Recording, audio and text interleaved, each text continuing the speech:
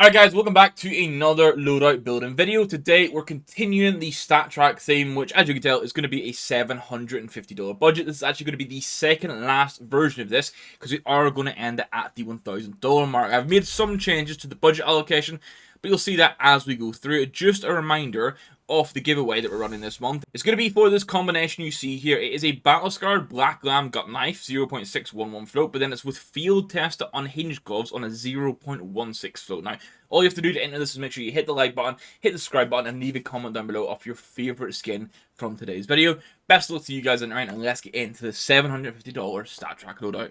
If you want the best place to buy and sell your CS2 skins, then look no further than today's sponsor, Skinport. Skinport offers users a fast, smooth, easy and secure experience for buying and selling Counter-Strike skins, with the benefit of items being much cheaper compared to buying on the Steam community market. This is the way. This is the way. There are no buying fees, selling fees range between 2 to 12%, and there's over 1 million skins available on Skinport at any time. With a great Trustpilot rating, it's the perfect place to start building your loadout, whether you're going for budget gems or picking up some insane skins. They are also the reason we can keep running giveaways to give back to you guys, so make sure you check out Skinport using the links in the description or pinned comment, and let's get back to the video. Now, obviously, Knife and Glove combo is not included here. I've just thrown something on that looks pretty nice. It's a Black Pearl Huntsman. You know, the Huntsman needs some more love. But kicking it off, I'm going to have the Glock 18 Umbro Rabbit. Just over $2 for this in minimum order. I actually think is quite nice. And this is very beginning of one of these budget splits I've just mentioned. Is you're going to see I spend a lot more on like the key 3 to 4 weapons than I do maybe the likes of the Glock. Over in the USP side of things, we've made it nice and dark in here, is going to be the Traitor. I think this in minimum wear for $45 on StatTrak is amazing. I personally have this up there with the Kill Confirmed in regards to like nice loadouts, or nice options for the USP I should say. Now as regards we're going to continue to show P2000. So what I have here is the Pulse, and this is just under $2 in minimum wear. So if you do want to mix between the USP and the P2000, which you should try, this is the best shout. I have made a bit of a change to the Desert Eagle. I'm going to go for a field test at Ocean Drive. Now, the Ocean Drive is a skin that does pick up some wear. I think you want to go for Stickercraft to cover some of that. But I think overall, field tested for this for $44. Obviously, you could try and go for like a well-worn print stream if you wanted to, but I think this will look better than a well-worn print stream. Now, the big spender here is going to be the AK. It's going to be a fuel injector. Now, this is $261 for field tested. Obviously, fuel injectors look good from factory new to battle-scarred. I think field tested offers a nice value for money sweet spot. And yeah, we're spending a lot of the budget here. We want to get an absolute, like, iconic top 5 AK skin, and that's exactly what we're doing. Now, the M4A1S, this one might be a little bit of an interesting choice. I've gone for an atomic alloy, which is $124 in factory new. Now, there are definitely other options you could use here, some of which were the player 2 we used before. You've got the likes of the Hyper Beast, you've got the likes even of like a Nightmare if you want to save some money, but I thought going for an older skin that realistically is risen in price because it's got a bit of a buff in CS2, plus it's an older skin.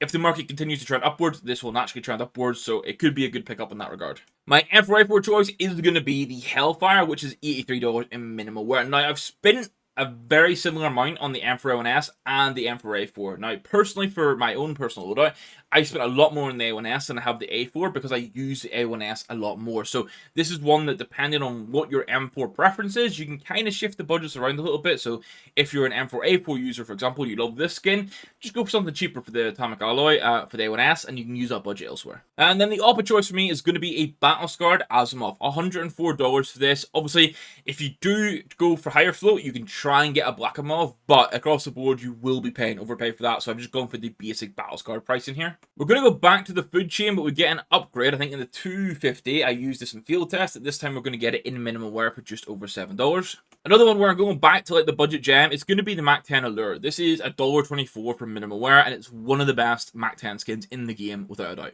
Now, we're going to have another battle-scarred Asimov here, and it's the P250. $3.21 for this. As I've said recently and on stream, I've recently got myself an AK and an up Asimov, just for context, and they work so well with the foundation gloves. They're actually skins that look good in battle-scarred as well. Then the Take 9 choice is going to be the Avalanche. This is one that I mentioned this before as well. Because the StatTrak counter is orange, I do like having skins that it at least sort of matches with. And this is a blue skin with orange accents. one of the best Take 9 skins as well, but those accents also make the StatTrak counter fit in. For the famous, I'm going to go for the Eye of Athena now. This is one of the famous skins, like most famous skins, that has the issue of sort of wearing quite heavily. This is minimum wear at $12. You can already see where the wear is coming in.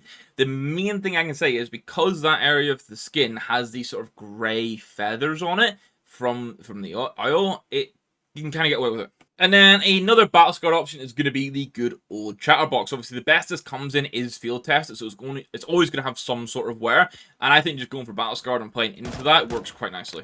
And then I'm going to change things up for the 5.7. I'm going to go for a retribution. Again, my decision for this one, as much as I like the boost protocol, I wanted something a bit different that looks good and also the StatTrak counter fits into. So $2.78 for this, I think, is a nice alternative pickup. Over on the Joe Bretta side, I'm going to go for my new favourites. It's the Flora Carnivores. I just love how much colour is on this and how sort of wacky and wild you look for the price. Another one with the orange pairs in is the Tiger Moth. Now, these last few skins here are very much just great value for money. $3.33 for a StatTrak Minwear SG that looks great. On a $750 budget, works really well. On the AUG, I'm going to continue with the Stinfillion. I think $4.28 for this. Also, if you're wondering, time of getting these prices was the 12th or 13th of May. So there may be some variance, but it should be pretty accurate. This is still, for me, just one of the best AUG skins, especially under that $10 mark for StatTrak. Then the XM of choice is going to change from a black tie. We're going to go for a Ziggy instead here, which is minimum wear for $1.85. You got that grey base with that sort of like neon green and purple on it, which is super sick. We then have one of my personal favourites for the MP7. It is the Just Smile. I like the graffiti style skin. As I always say, the blue, the purple, and the yellow come together really well here. Unfortunately, it doesn't quite fit my foundation gloves, and I may have to change to an Abyssal Apparition myself, but I really like this skin. And then finally, I'm going to end it off with Death's Head again. Also a minimum wear. This is the exact same as last time round on the $500 loadout. And I have the same sort of comment for this. This is a lot to pay for a Scout if you don't use the Scout. So if you are like an opper or you like getting a Scout out on low buys, I think this is definitely worth the money, especially in a $750 loadout.